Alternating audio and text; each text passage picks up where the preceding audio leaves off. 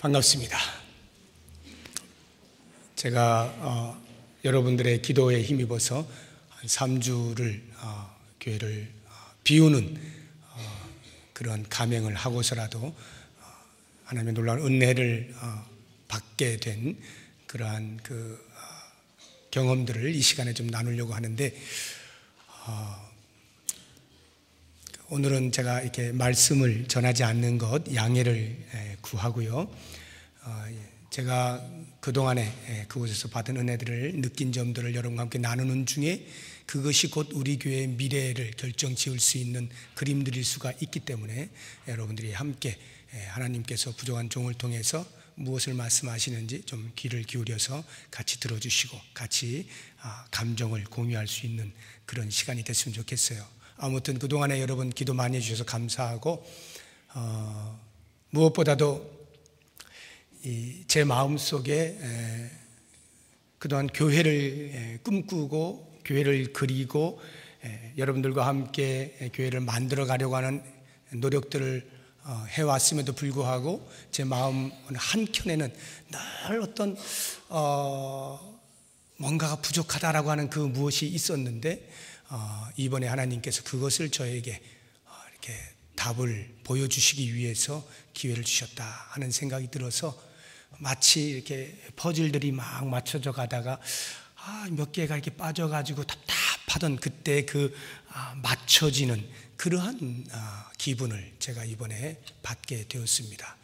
여러분이 아시는 것처럼 제가 그냥 아무튼 이렇게 저렇게 교회를 늘 고민하고 걱정하고, 또 어떻게 하는 것이 하나님이 기뻐하시는 교회일 것이냐, 건강한 교회이냐, 행복한 성도들이 가득한 교회일 수 있느냐라고 하는 것에 대하여 성경도 보고 고민하고 여러 것을 했지만, 제가 지금까지 쭉 해오면서도 뭔가 하나가 부족함을 느꼈는데, 그것을 이번에 하나님께서 확실하게 저에게 답을 주시기 위해서, 우리 부평 동북교회 새로운 미래를 열어갈 수 있는 기회를 주시기 위해서 이렇게 미국을 다녀올 수 있게 하신 것 아닌가 하는 그런 생각이 들었습니다.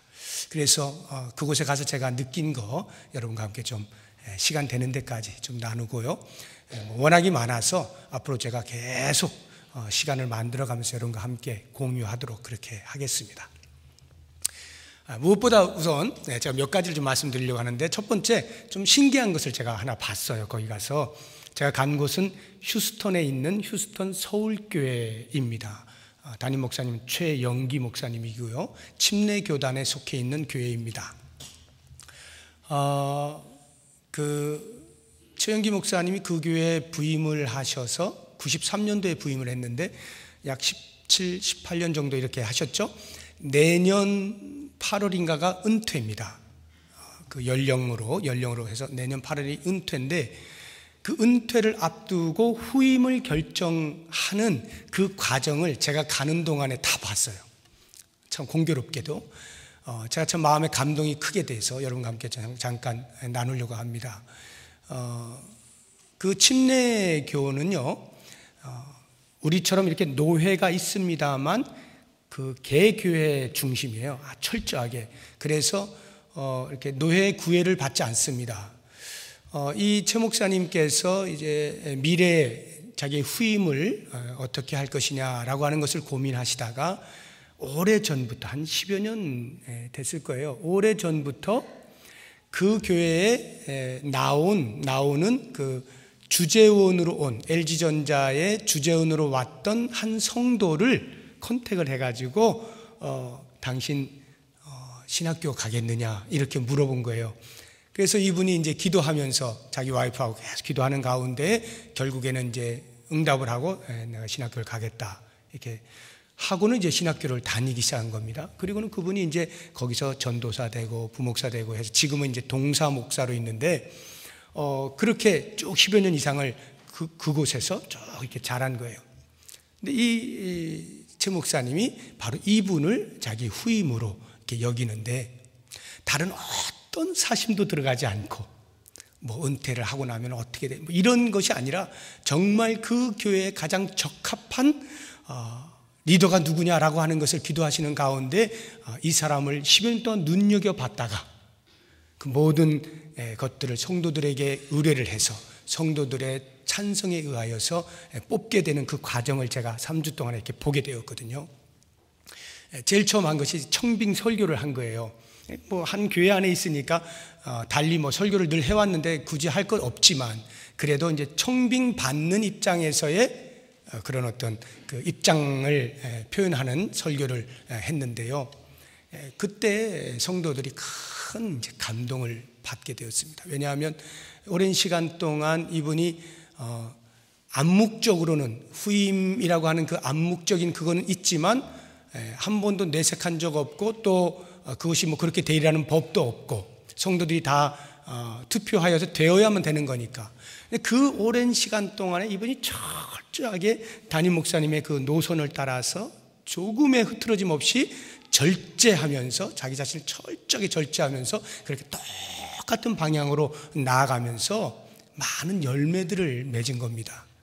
그러면서 이 담임 목사님도 충분히 다음을 이끌어갈 자질이 된다라고 여겼고 그 이제 회중도 그렇게 여겨서 이제 1번으로 이제 청빙을 하게 해서 이제 설교를 하는데 거기에서 그 자기가 지금까지 그 겪었던 어려움들 그 후임이라고 하는 그것이 암묵적으로 있는 상태에서의 목회를 한다는 것이 얼마나 어려운 것인가라고 하는 것을 이제 같이 나누는데 거기에서 성도들이 마음을 다 같이 열고 감동을 받고 이렇게 울고 하는 그러한 장면을 보았고요.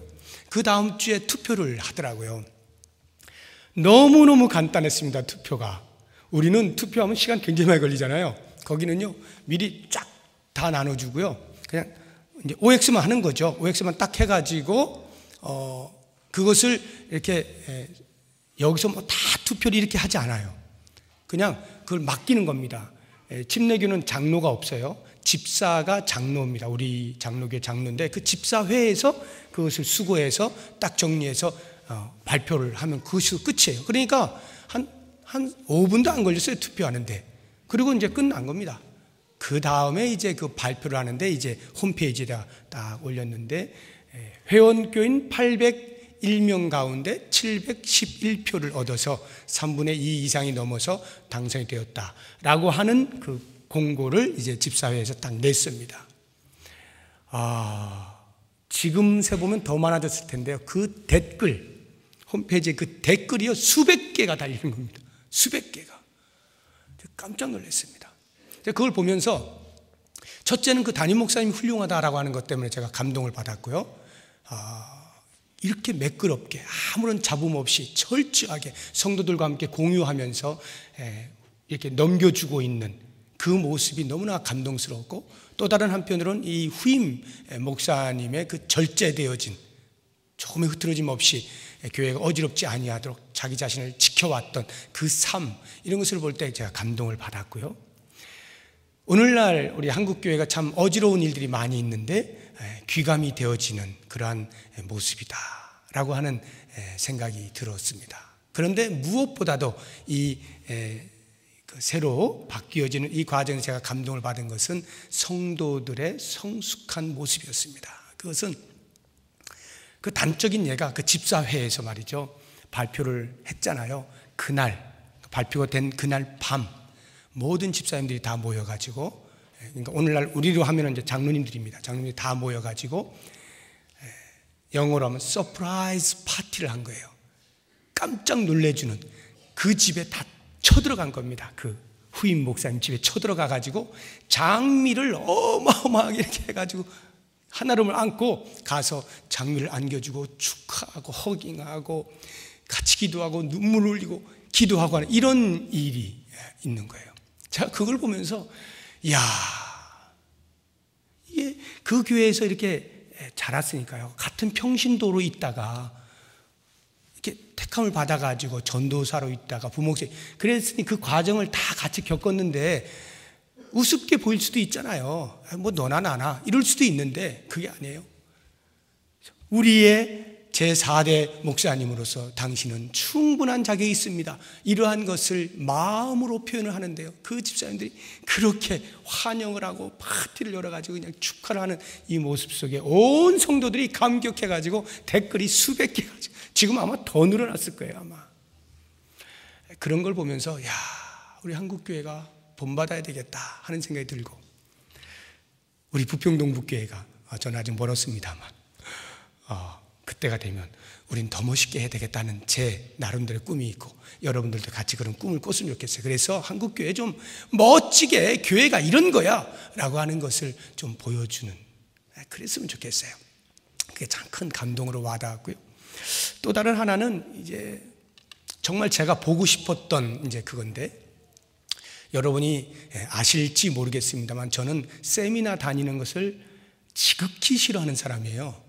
제가 지금까지 3군데를 세미나를 다녔는데, 갔다 온 거 하나가 제자 훈련하는 그 칼 세미나, 그 다음에 2번째가 얼마 전에 다녀온 전도 폭발 세미나, 그리고 이번이 3번째인데요. 앞에 2개는 제가 가려고 해서 간 것은 아니에요. 사실 가야 했기 때문에 간 겁니다. 첫 번째 칼 세미나는 제가 아시는 것처럼 우리가 제자 훈련을 쭉 해왔잖아요. 가르치는데 제가 혼자서 벅차기 때문에 우리 부교육자들도 함께 가르쳐야 되는데, 그러자고 하니까 그 세미나를 좀 다녀와서 알아야 가르치잖아요. 그래서 보내려고 했더니 담임 목사가 안 가면 못 가는 거예요. 보내질 못해. 받아주질 않아요. 그래서 할 수 없이 제가 먼저 다녀왔어요. 그리고 이제 우리 부교육자들 보냈는데, 그래서 칼 세미나 갔다 왔습니다. 전도 폭발 담당하시던 교육자가 사임을 해버렸어요. 갑자기 누가 맡을 수가 없으니까 일단 제가 맡기로 해서, 또 제가 그것도 모르고 어떻게 맡아요? 그래서 또 제가 갔다 왔습니다. 제가 이 2 세미나를 다녀와서 큰 은혜를 받았고 많은 유익을 얻었고 그림을 그려낼 수가 있었습니다. 참 유익한 세미나였어요.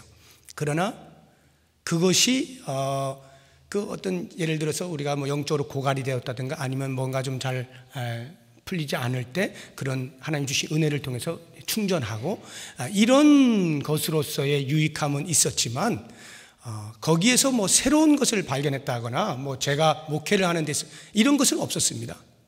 그런데 이번 것은 제가 가겠다라고 한 것이고 제가 결정해서 간 거예요. 그렇게 가겠다라고 할 때에는 그냥 덤벙 간 게 아니겠죠. 제가 세미나를 참 싫어하는 사람이니까.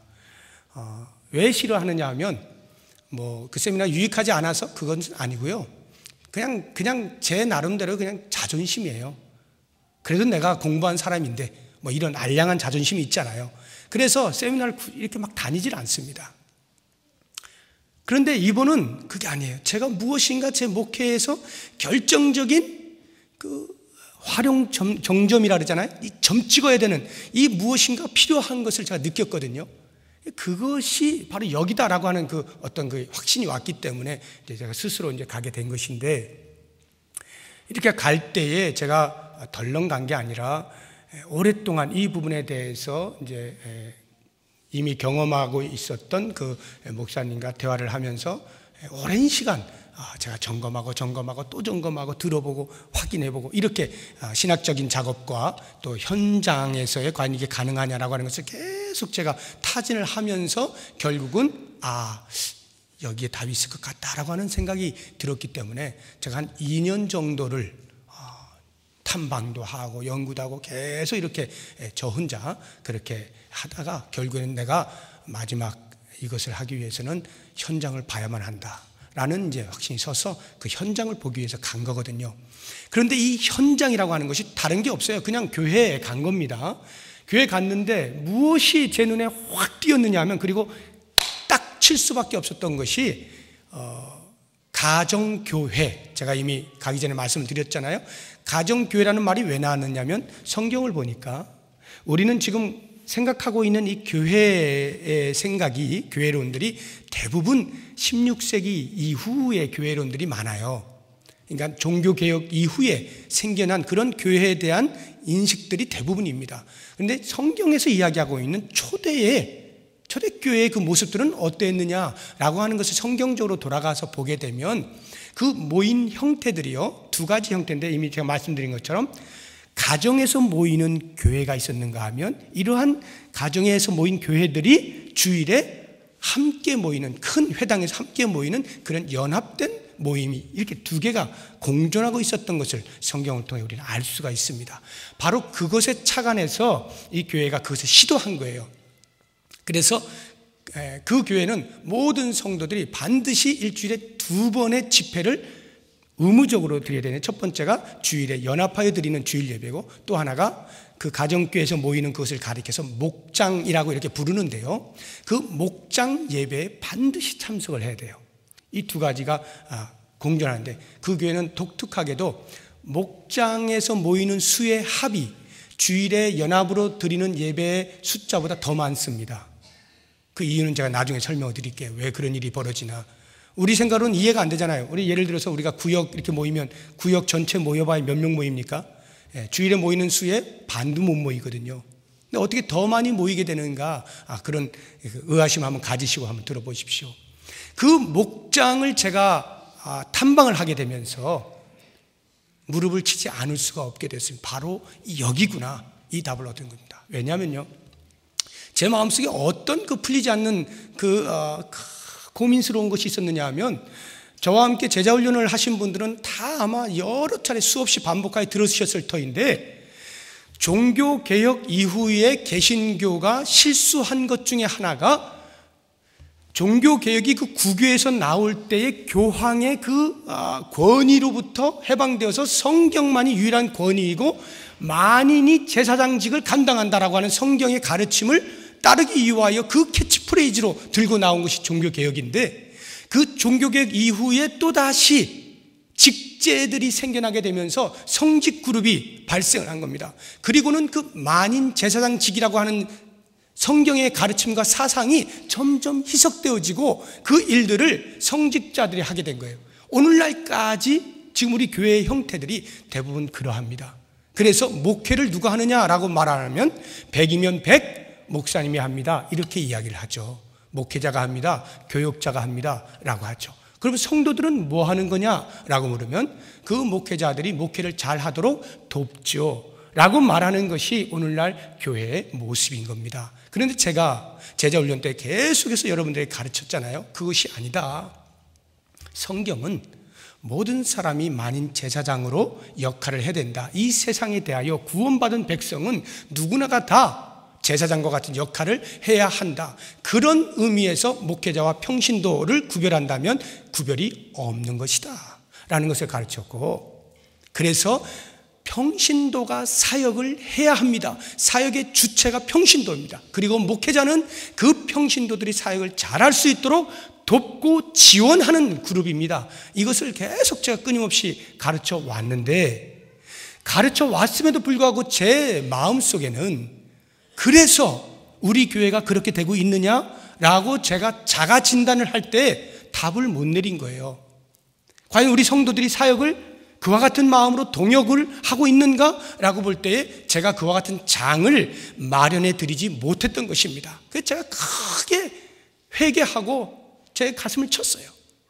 왜 내가 알고 있으면서도 그 장을 마련해 드리지 못하였나? 왜 사역을 하지 못하게 말았나? 라고 하는 생각이 들었던 거예요.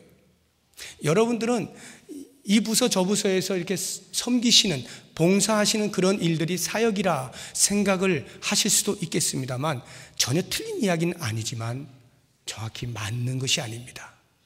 제가 말씀드리고 있는 이 사역, 그래서 목회자와 함께 동역한다라고 하는 이 동역은 그런 어떤 주차 봉사를 한다거나 식당 봉사 이런 차원이 아니라 그야말로 목양을 동역한다, 이 뜻입니다. 목양을 동역한다. 성도들이, 평신도가 목양을 하느냐? 여러분 의아스럽죠? 어쩌면 처음 들으시는 것인지도 모르겠어요. 평신도가 목양을 합니다. 그 일에 하나님께서 우리들을 부르신 거예요. 예수 그리스도의 피의 값이 바로 거기에 있어요. 그래서 평신도로서 그 목양하는 일을 통하여 하나님 앞에 나아갔을 때에 계산하는 것이 바로 그것입니다. 저는 이렇게 목양을 했습니다. 아, 그래, 참 잘하였다, 착하고 충성된 종아, 이렇게 말하는 거예요. 바로 이 일을 하게 하는 그 지원 그룹이 저와 같은 전문 목회자들이에요. 그런데 오늘날 교회는 어때요? 거꾸로 됐잖아요. 그것을 제가 하고 여러분들은 돕는 자로 서 있잖아요. 그게 아니라는 거죠. 그래서 이제는 위치를 바꿀 때가 되었다. 근데 제가 그걸 알면서도 해내지 못했는데 그 교회를 가보니까 그 현장이 눈앞에 쫙 펼쳐지는 거예요. 제가 얼마나 이 10년 묵은 체중이 확 내려가는 그런 느낌을 받은 거죠. 바로 이것이구나. 거기에 187개의 목장이 있고요. 그 목장 여러 개를 합하여 또 이렇게 지원해주는 초원 그룹인데 초원지기가 29개가 있습니다. 전부 지도자가 다 평신도입니다. 제가 그 사람들하고 계속 연수하는 동안 계속 대담을 했거든요. 그래서 혹시 그 연수하는 그 목회자들에게 뭔가 희망을 주기 위해서 잘하는 사람들만 뽑아서 하는 것은 아닐까 제가 유심히 살폈어요. 전혀 그렇지 않고요. 아무나 대담하는 겁니다. 그런데 제가 대담하는 가운데에서 크게 놀란 것이 하나 있는데, 목사인 저보다 결코 못지 아니한 소명의식이 그 평신도들에게 다 있더라는 거예요. 전 너무 놀랐어요. 하나님 앞에서 하나님께서 나에게 맡기신 목양입니다. 저는 여기에 요만큼의 그릇으로 최선을 다합니다. 이 고백들이 너무나 자연스러운 영성 가운데서 나오는 것을 보면서 아무리 꾸미려고 해도 꾸며질 수 없는 그러한 생활 속의 헌신과 영성이 묻어나온 걸 보면서 무릎을 탁 치게 된 겁니다. 어떻게 그 일이 가능한가? 한 가지입니다. 성경이 하라는 대로 한 것뿐이에요. 성경에서 모든 그리스도인들은 제사장이다 라고 하는 이 부분에 대하여서 동의하고 합의하고, 그래 성경대로 살아보자, 그래서 나간 것뿐이에요. 그렇게 살아요. 여러분, 그러면 그 목장을 인도하는 그 리더를 목자라고 부르는데, 그 명칭은 중요한 게 아니에요. 그 목자가 어떤 사람들일 것 같습니까? 작은 목사니까 상당히 훈련받고 상당히 준비되고 상당히 믿음이 깊을 것이다 라고 우리는 상식적으로 생각할 수 있잖아요. 저도 당연히 그렇게 생각했습니다. 그런데요, 하루하루 지나면서 만날 때마다 제가 깜짝 놀라는 게 뭐냐면, 심지어 저는 예수 믿고 7개월 된 사람이 목자 되는 것도 봤어요. 예수 믿고 7개월. 제가 그걸 보면서 아니 어떻게 이게 가능합니까? 라고 할 때 그 답이 이런 것이었습니다. 목자로 선다는 것, 리더로 선다는 것은 물론 잘 갖춰져서 서도 좋겠지만 그렇지 않아도 얼마든지 하나님께서 그를 통해 일하십니다라고 하는 것인데, 예를 들어서 수영을 누구에게 가르칠 때에 처음부터 이론을 꼼꼼히 잘 가르친 후에 이론이 터득되면 자 이제 한번 물에 들어가 보자 해서 자 오른손 한번 저어봐, 이렇게 해서 배우는 사람이 있는가 하면 어떤 사람은 그냥 물속에 던져놓고 그렇게 해서 수영을 배우는 사람도 있다는 것입니다. 그런데 이 목장의 특징이, 세워지는 목자들이 바로 이 던져진 리더들이에요. 던져진 리더들. 다시 말하면 그 현장 속에서 경험되어지는 것을 통하여 리더로 점점 세워지는 이러한 모습을 제가 보는데요, 이것이 얼마나 파워풀한지, 얼마나 역동성이 있는지 제가 깜짝 놀란 겁니다.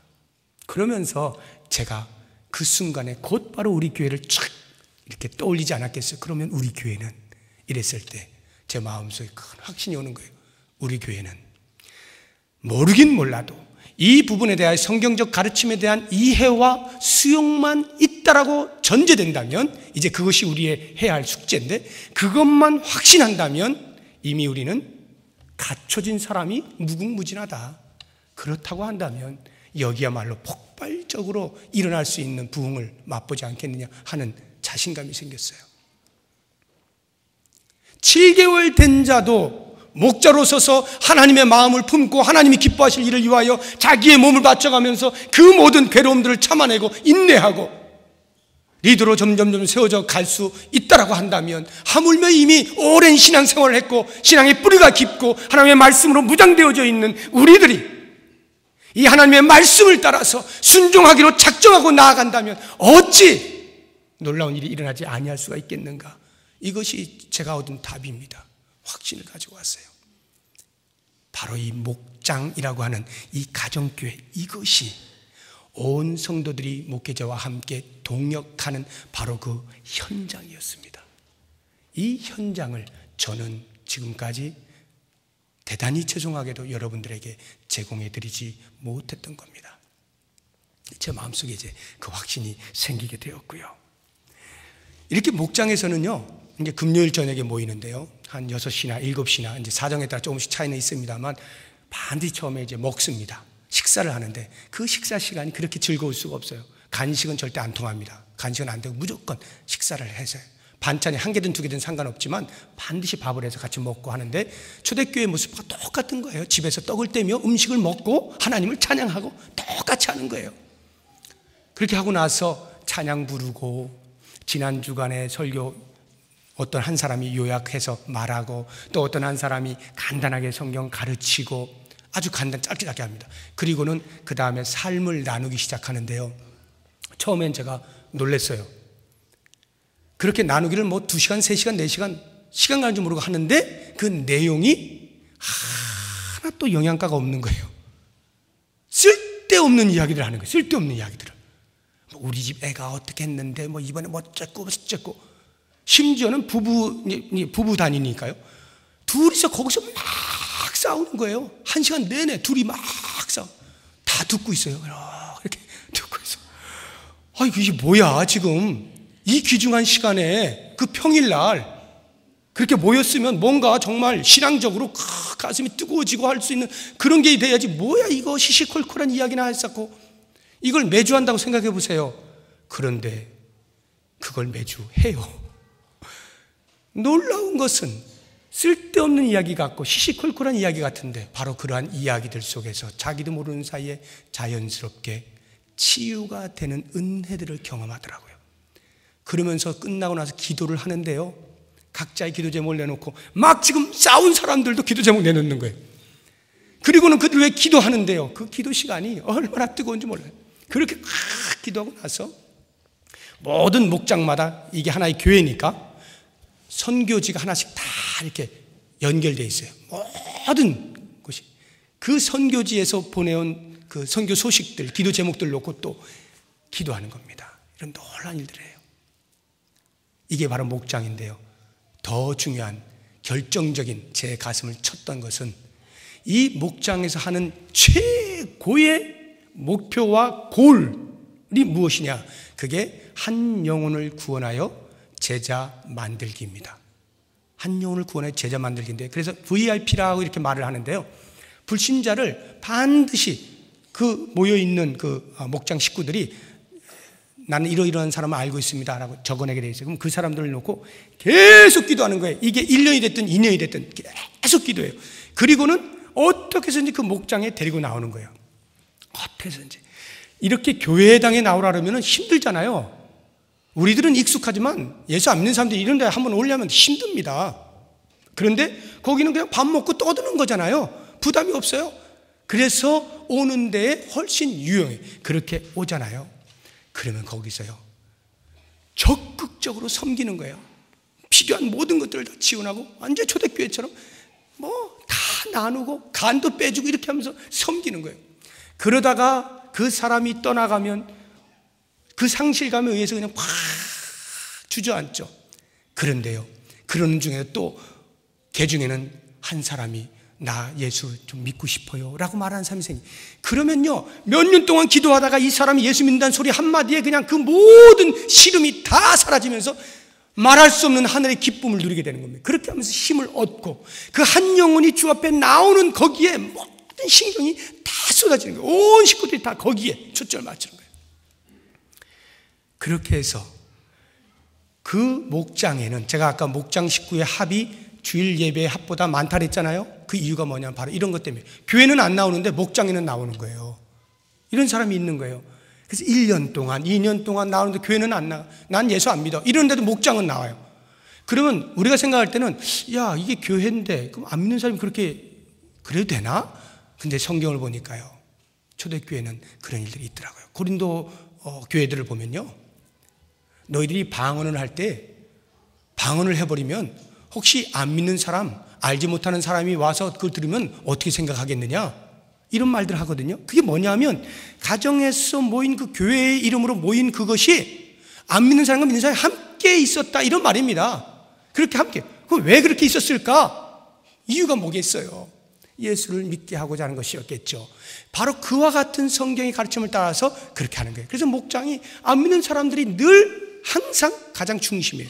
그렇게 모든 사람들이 거기에 초점을 맞춰서 섬기고, 그래서 그 한 사람이 예수 믿겠다라고 했을 때 오는 감격과 하나님 앞에서 하나님 하신 일을 보면서 간증이 터져나오지 않을 수가 없죠.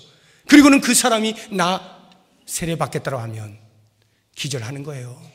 거기다가 이제 교회에서 제공하는 성경 공부 들어간다거나 이렇게 해서 점점 변화되는 모습을 보게 되면요, 그 한 사람이 변화되어지는 그것 자체가 그동안의 모든 속 썩는 일과 속상한 일과 마음의 그 갈등과 상처와 아픔들, 이런 것들이 다 날아가 버리는 거예요. 그래서 그곳을 향하여서 점점 집중해 나가니까 온 교회가 뜨겁게 일어나는 것을 제가 눈으로 목도하게 된 것입니다. 이러한 섬김과 구령의 열정이 그 목장마다 있는 것을 제가 보면서 우리가 그렇게 입으로 외쳤던 전도, 선교가 거기에서는 현장 속에서 직접 일어나고 있더라 이거죠. 그걸 제가 여러분들에게 소개해드리지 못했던 지난 날들이 얼마나 제가 가슴이 아픈지, 이제는 우리 교회가 정말 하나님이 기뻐하시는 선교적인 교회로 나아갈 수 있겠구나 하는 그러한 소망을 품게 된 것입니다. 그리고 제가 또 한 가지 감동이 되어진 것이 연합예배, 주일 예배를 제가 보는데요, 짧으면 1시간 반이고 길면 2시간입니다. 이렇게 예배를 드리는데요, 그 예배 가운데 특징 몇 가지를 제가 말씀드릴게요. 이게 연결되는 건데, 간증이 많습니다. 간증이. 예배 시간에. 우리는 무슨 예배 시간에 간증을 해? 라고 생각할 수 있잖아요. 하나님만 찬양하고 하나님께 주시는 말씀만 들어야지, 하나님께 집중해야지, 무슨 간증을 해? 이렇게 혹시 생각하시는 분 계시는지 모르겠는데, 저도 처음에는 약간 거부감이 있었어요. 무슨 예배를 이렇게 막 하는 거야? 라는 생각이 들었는데요, 한 주, 2주 지나면서 제가 그 전체를 보게 되면서 딱 친 것이 뭐냐 하면, 예배는 하나님을 찬양하는 거 아닙니까? 하나님의 하신 일에 대하여 기리는 거잖아요. 하나님 정말 위대하십니다. 우리에게 베푸신 은혜 너무 놀랍습니다. 이거 하는 거죠. 그래서 우리가 찬송을 부르는 거 아니에요? 그래서 우리가 기도 가운데 그 하나님을 찬양하는 건 아닙니까? 그런데 이 찬양이 꼭 곡조로 찬송가를 통해서만 찬양을 받으시는 것이 아니다는 것을 제가 알게 된 겁니다. 그 예배 시간에 한 사람이 나와 간증을 하는데, 그 간증이 예수 영접했을 때 간증하기도 하고, 세례를 받고 나서 간증하기도 하고, 성경 공부 하나 끝나고 나서 간증하기도 합니다. 또는 내가 목자로서 임명을 받게 되어질 때 간증을 하기도 해요. 여러 각도에서 간증을 하는데요, 그 간증을 할 때에 듣는 성도들이 그 사람에게서 일어난, 하나님께서 간섭하셔서 일어난 일들을 들으면서 하나님이 이런 하나님이구나, 이런 하나님이었어, 그렇구나 하면서 자기도 모르는 사이에 하나님을 높이고 있는 거예요. 야, 이 하나님, 우리 하나님, 저분에게 행하신 그 하나님, 이러면서 자기도 모르는 사이에 온 성도들이 같이 하나님을 찬양하고 있더라는 거예요. 간증을 하는 사람은요, 자기에게 임하신 하나님의 놀라운 솜씨와 그 손길들을 말하면서 눈물 없이 하는 사람을 내가 못 봤어요. 그런데 무슨 간증이 어마어마한 게 아니에요. 아주 최근에 현실 속에서 일어나는 그런 일들을 그냥 하는 겁니다. 그런데 그 하나님의 손길을 경험하는 거예요. 그러니까 눈물이 안 날 수가 없는 거예요. 감격스러워서 간증을 하는데요, 그러면서 자기도 모르는 사이에 그 하나님을 어떻게 하겠어요? 간증하는 사람이 내가 만난 하나님이 바로 이 하나님이에요, 이 하나님이에요, 높아지는 거예요. 하나님의 이름이 높아지는 거예요. 자연스럽게 찬양을 받으시는 거예요. 제가 그걸 보면서 이거구나, 삶 속에서 간섭하시는 하나님이 드러나게 될 때 이것이야말로 살아있는 생생한 역동성이 있는 하나님을 찬양하는 행위가 아니고 무엇이냐 이거예요. 그러면서 한번 여러분 보세요. 한 사람이 예수를 등록을 하는 때로부터 모든 것이 자원하여 하게 돼 있어요. 그래서 나와서 다 저는 등록합니다, 이런 걸 다 하거든요. 등록한 때로부터 예수를 영접한다 하면 간증하죠. 세례를 받을 때 간증하죠. 또 무슨 일이 있을 때 간증하죠. 목장에서 일어난 일 이렇게 이야기하다가 간증하죠. 목자로 임명받을 때 간증하죠. 그렇게 될 때에 그 한 사람을 놓고 한번 보세요. 한 사람이 교회에 나와서 예수를 영접하고 세례를 받고 성경 공부를 하고 목자가 되고 이렇게 하나님의 사역자로 서기까지의 그 삶의 그 흐름을 한번 보시라고요. 이것이 계속 앞에 나와서 간증을 하는 것을 통하여서 성도들 간에 목장 외에는 거의 만날 일이 없음에도 불구하고 성도들이 다 지켜보는 거예요. 이 한 사람이 어떻게 변화되어져서 하나님의 일하는 데까지 이르게 되는가를 쫙 보는 겁니다. 그러면서 그 속에서 하나님 찬양이 그냥 올라가는, 이게 연합 예배였어요. 그러니 어찌 감동이 안 될 수가 있겠어요.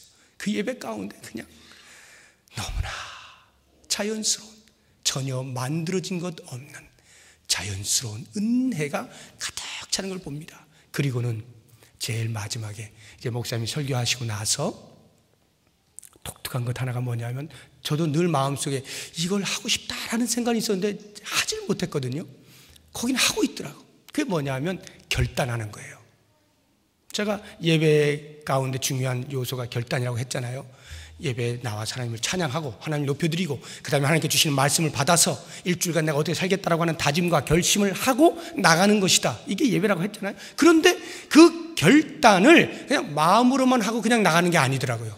그 교회는 제일 앞좌석 전체가요 다 헌신대라라고 해서 거기는 다 비워둡니다.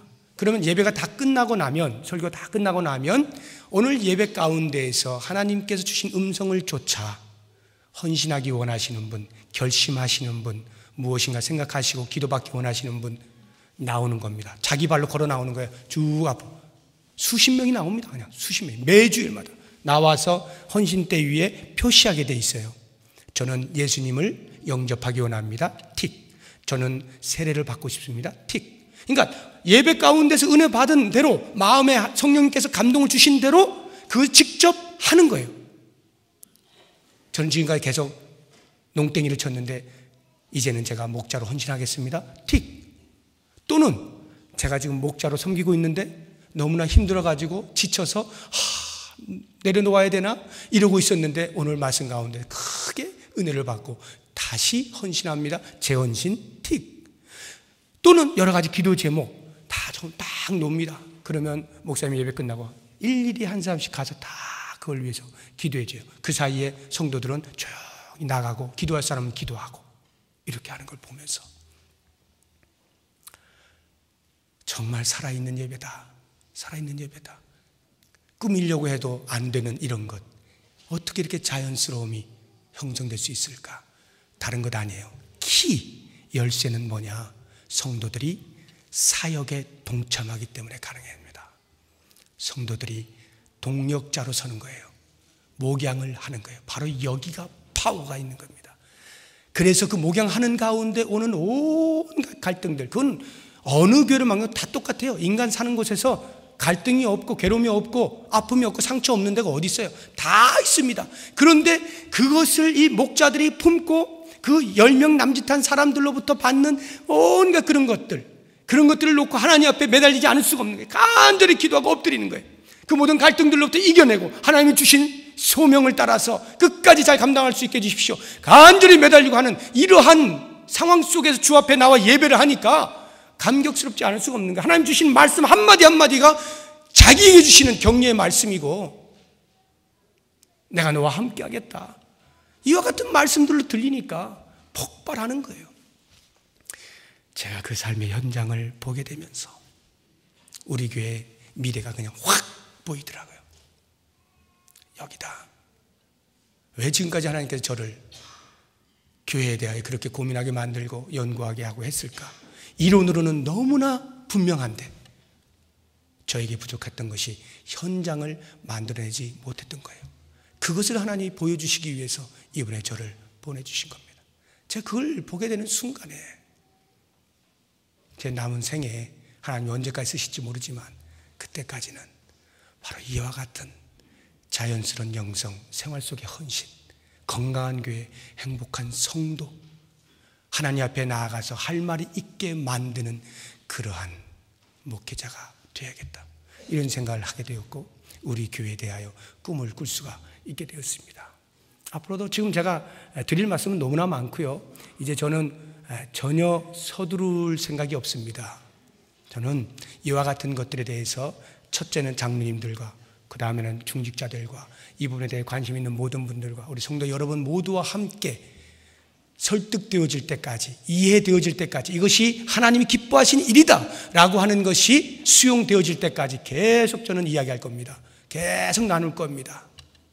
그리고 여러분들이 거기에 대해서 함께 해봅시다 라고 하는 일이 생기면 그때 이제 저는 하게 될 거예요. 물론 제 개인적으로는 내년이면 가능하지 않겠느냐라는 생각은 하고 있습니다만 만약 그것이 여의치 않을 때는 더 가도 상관없어요.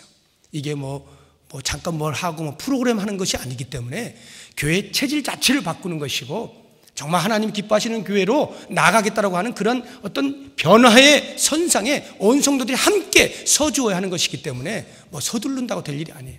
여러분들이 제가 지금 흥분하고 있는 것처럼 제가 감동을 받고 있는 것처럼 그렇게 되기 위해는 저만큼의 훨씬 더 많은 시간들이 필요할 거예요.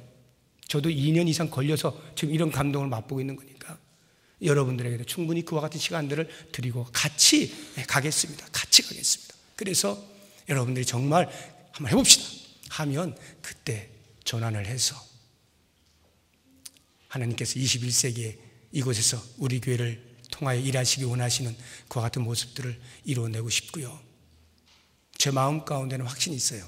물론 제가 많은 교회들을 탐방했잖아요. 돌아와서 제가 곧바로 또 지방을 내려가 탐방을 하고 왔는데요.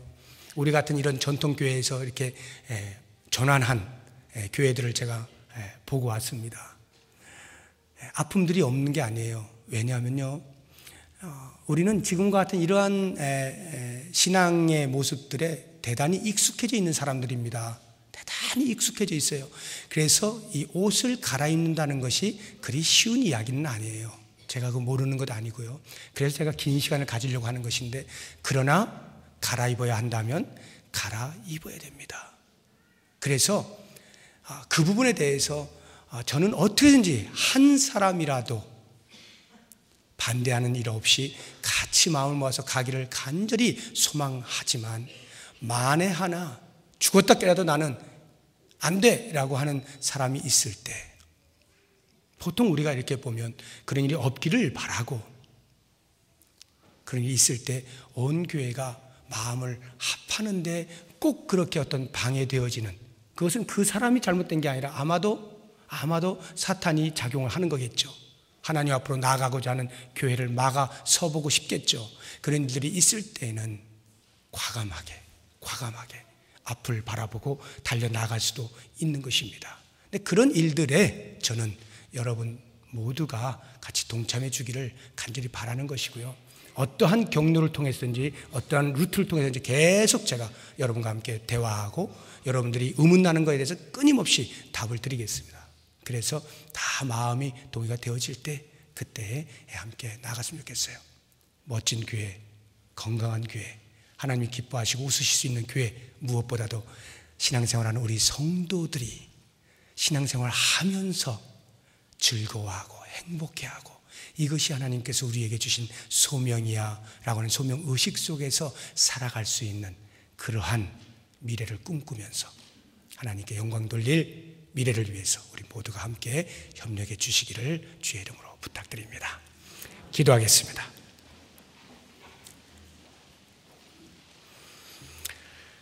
하나님 아버지, 부족한 것이 하나님 앞에 바른 교회가 무엇이고 건강한 교회가 무엇인지를 늘 고민해 왔으면서도 사랑하는 성도들 앞에 그 현장을 바로 보여드리지 못하고 장을 마련해 드리지 못하였던 것 용서하시고, 이제 지금이라도 부족한 종의 눈에 현장을 보게 하시고 확신을 갖게 해주신 것 감사합니다. 원하옵기는 온 성도들 한 사람 한 사람이 저와 같은 하나님의 마음을 읽고 비전을 세우고 동역하면서 하나님 웃으실 수 있는 교회를 만들어가는 일에 쓰임받을 수 있도록 도와주시기를 간절히 원합니다. 그래서 우리 교회가 21세기에 우리에게 주어진 이 시대, 이 공간에서 우리에게 맡겨진 역할들 잘 감당하여 하나님 이름을 높여드리는 귀한 교회가 되게 하여 주시옵소서. 예수 그리스도의 이름으로 기도드립니다. 아멘.